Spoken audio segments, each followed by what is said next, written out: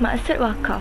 Wakaf berasal daripada bahasa Arab yang bermaksud berhenti, menahan atau menegah.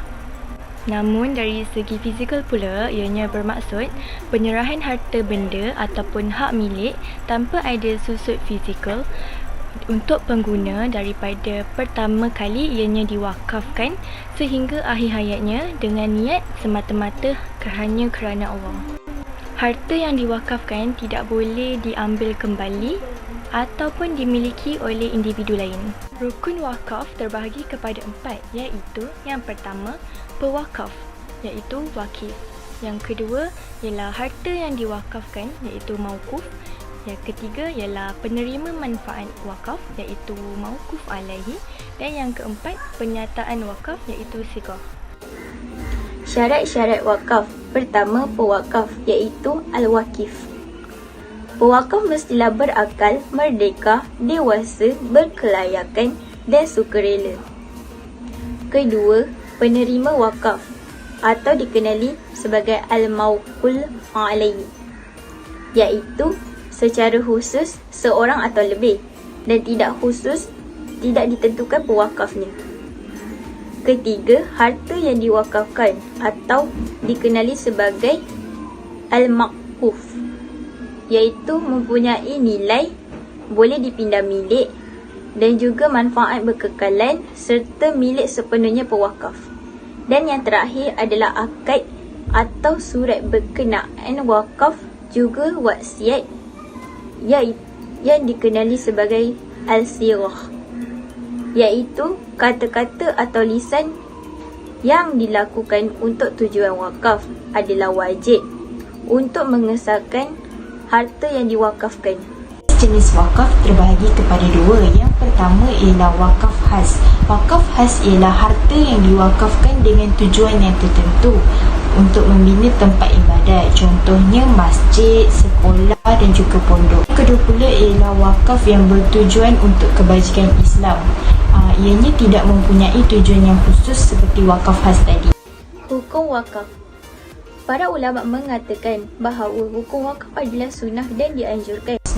Pihak-pihak yang berhak menerima harta wakaf. Pertama iaitu mauquf alaih muayyan. Itu penerima harta wakaf yang disebutkan secara spesifik selain daripada wakif itu sendiri pada saat sighar ataupun ikrar wakaf. Namun demikian, pada kondisi yang tertentu, wakif itu boleh menggunakan harta wakafnya sendiri jika ia termasuk dalam golongan yang berhak menerima harta wakaf.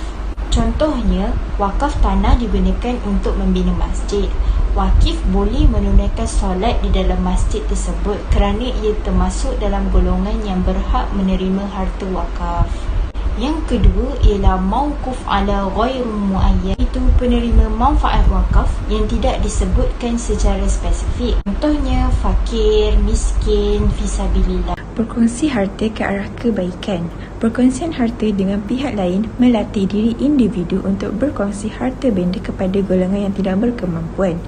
Tidak semua orang mampu mempunyai kelebihan kemewahan yang golongan berkemampuan ada. Amalan pahala tidak terputus, iaitu walaupun harta bukanlah aset yang akan berkekalan, namun pahala adalah aset yang lebih penting malah dengan wakaf, asalkan harta diwakafkan memberi manfaat, pahala akan sentiasa wujud. Seterusnya ialah pembangunan ilmu, iaitu harta yang diwakafkan berbentuk bangunan dibina menjadi institusi pembelajaran semestinya akan membantu pembangunan ilmu terutamanya umat Islam. Semestinya sumbangan dalam institusi pendidikan akan mengembangkan lagi ilmu pengetahuan kepada masyarakat.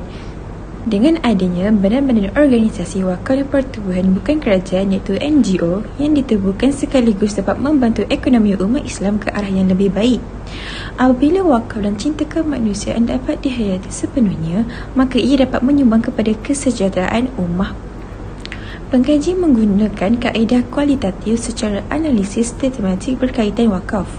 Oleh itu, pengkaji akan menganalisis bagaimana peranan badan-badan kerajaan dan badan-badan bukan kerajaan memainkan peranan dalam membantu masyarakat menjamin kesejahteraan ummah.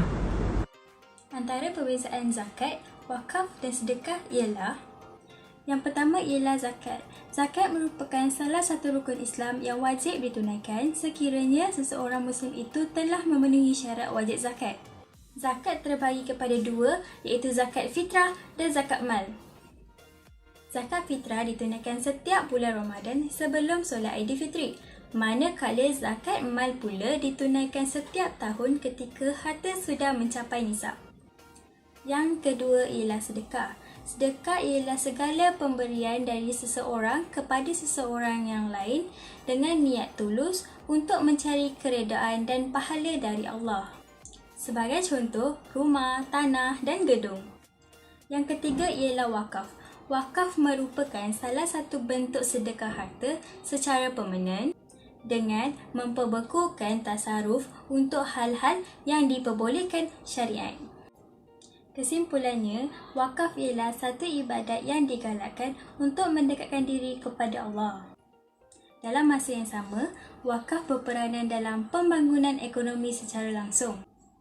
Wakaf berperanan dalam pembangunan ekonomi dengan cara menyediakan kemudahan-kemudahan kesihatan, pendidikan dan ibadat.